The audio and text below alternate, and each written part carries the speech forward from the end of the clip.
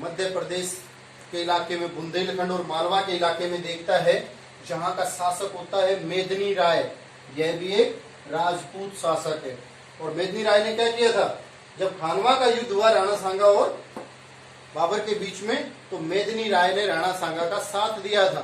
क्यों दिया था?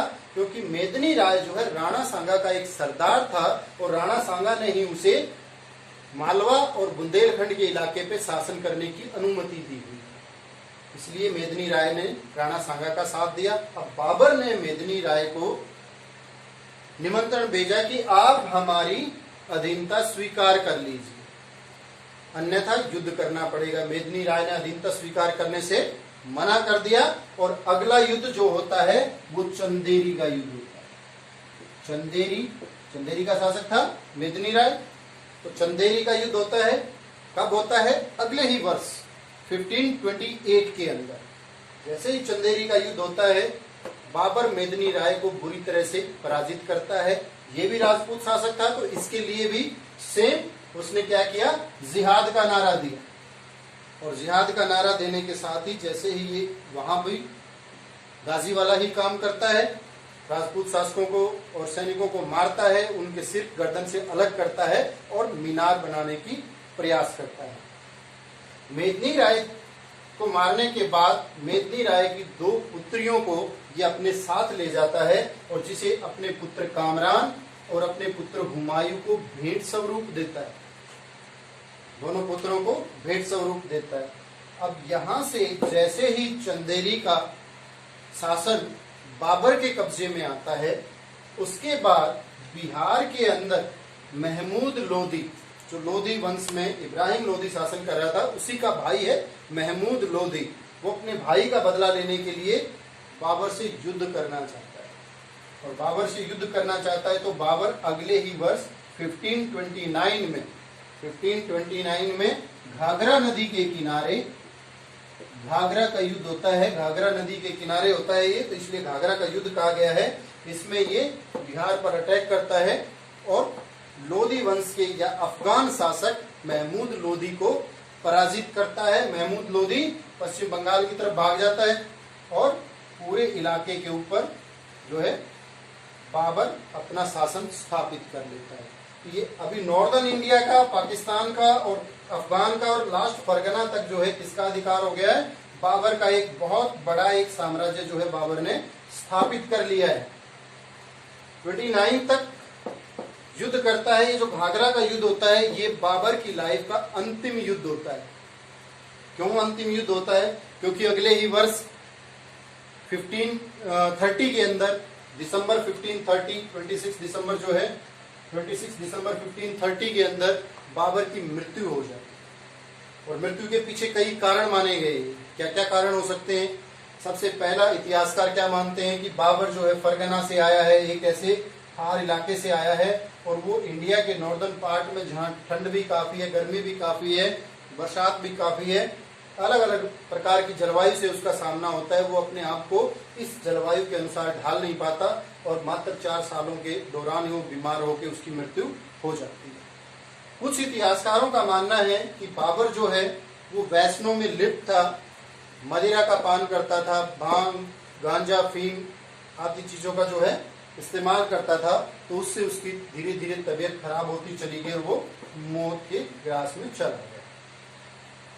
मगर इनके पुत्र हुमायूं की बेटी गुलबदन बेगम, उनके द्वारा रचित जो बाबर नामा है, हुमायूं नामा है, हुमायूं नामा में बाबर का जिक्र किया गया है।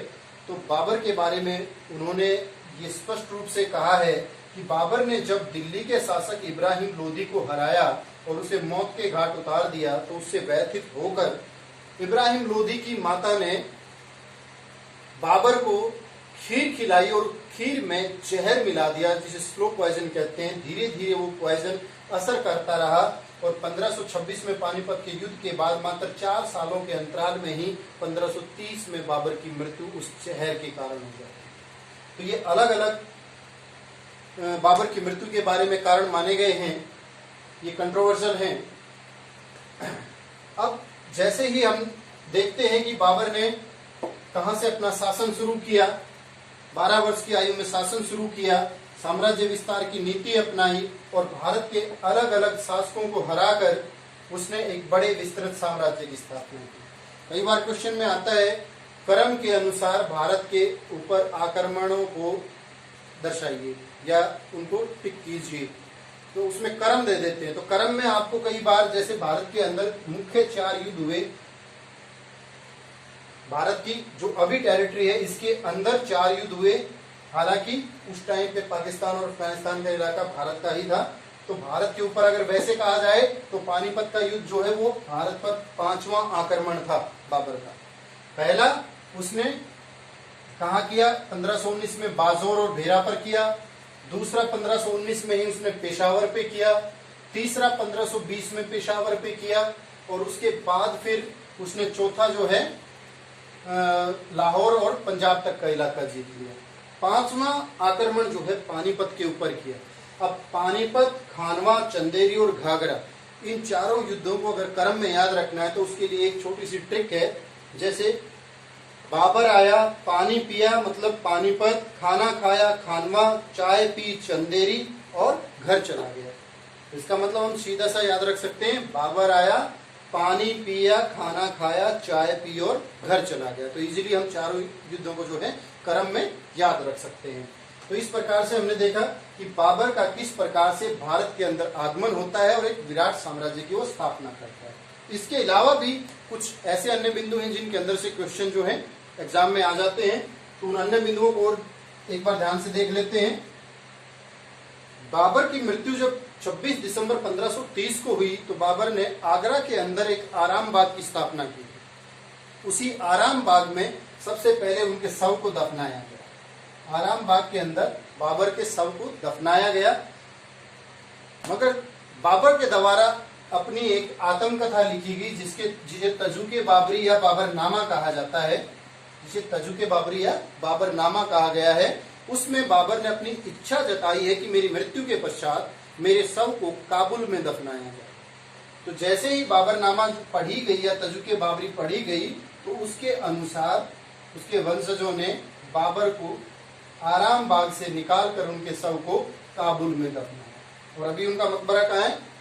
काबुल में। इसके साथ ही बाबर ने अपनी आत्मकथा बाबरनामा के साथ साथ एक और साहित्य लिखा जिसमें खते बाबरी कहा गया है। बाबर के द्वारा लिखी गई 2 पुस्तकें हैं, एक उनकी आत्मकथा बाबरनामा और दूसरी है खते बाबरी। बाबर ने लेन देन और व्यापारिक गतिविधियों के लिए एक सिक्का चलाया जिसका नाम था शाहरुख सिक्का, जो अकबर के समय तक चलता रहा। इसके बाद बाबर ने एक मुबैयान पद शैली चलाई। लेखन कला के विस्तार के लिए उसने मुबैयान पद शैली चलाई और बाबर के टाइम की एक मस्जिद है जिसे बाबरी मस्जिद कहा जाता है, जो काफी कंट्रोवर्शियल रही है। तो बाबरी मस्जिद का निर्माण भी जो है बाबर के समय ही हुआ था और बाबरी मस्जिद का निर्माण बाबर ने नहीं बल्कि उनके सेनापति मीर बाकी ने करवाया था। और ये बाबरी मस्जिद उस समय काफी हिंदू मंदिरों को तोड़कर बनवाई गई थी, क्योंकि बाबर जो है अपने साम्राज्य विस्तार में अपनी दूसरी नीति के अनुसार इस्लाम धर्म को स्थापित करना चाहता था। मुगलों के टाइम में काफी जोर था इस्लाम धर्म को स्थापित करने का। तो यहाँ तक हमने देखा कि किस प्रकार से बाबर ने मुगल वंश की स्थापना की, मुगल वंश कैसे उसका नाम पड़ा और उसके बाद उसका भारत आगमन कैसे हुआ, किन किन मुख्य 4 युद्धों के साथ ही जो है उसने अपने विजय अभियान को पूर्ण किया और अंत में 1530 में मृत्यु को प्राप्त हुआ। और जैसे ही बाबर की मृत्यु होती है 1530 में, उसके बाद उनका पुत्र हुमायूं जो है वो गद्दी पर बैठता है। तो अगले वीडियो में हम देखेंगे हुमायूं के बारे में कि हुमायूं ने किस प्रकार से शासन की बागडोर संभाली और मुगल वंश को आगे बढ़ाए। तो अगर आपको ये लेक्चर पसंद आया है तो इस चैनल को सब्सक्राइब करें और लाइक करें और कमेंट्स करके बताएं कि आपको अगर ठीक से समझ में आ रहा है तो मैं इससे आगे जो है मुगल काल को आगे बढ़ाऊं। और इसी के लिए धन्यवाद। Thank you.